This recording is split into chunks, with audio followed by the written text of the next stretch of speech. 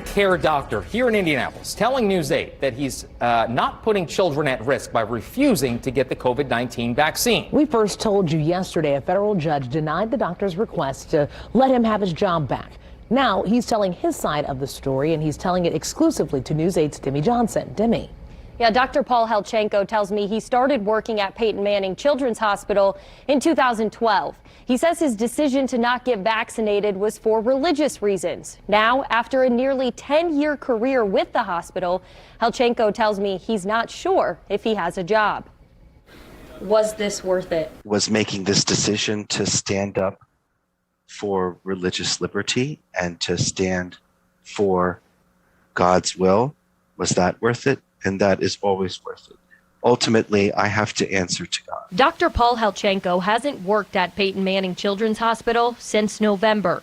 That's when Ascension St. Vincent placed him on leave after rejecting his request for a religious exemption to the COVID vaccine. I am a Christian, and I believe that God cares about what we put into our bodies.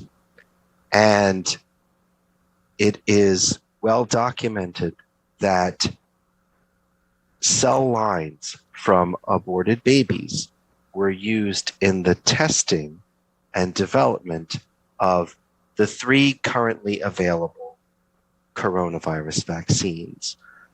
I'm not saying that there are fetal parts of any kind in these vaccines, but aborted baby tissue was used in the testing and development of these vaccines. Helchenko sued to block the hospital's vaccine mandate.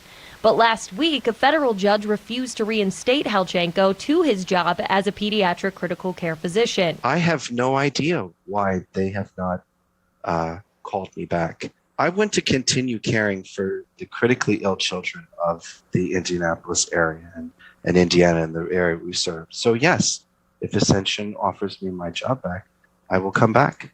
What do you say to anyone out there who says your decision is irresponsible, or as a doctor, you're not following the science? How do you defend your decision? First, I would say that I am following the science.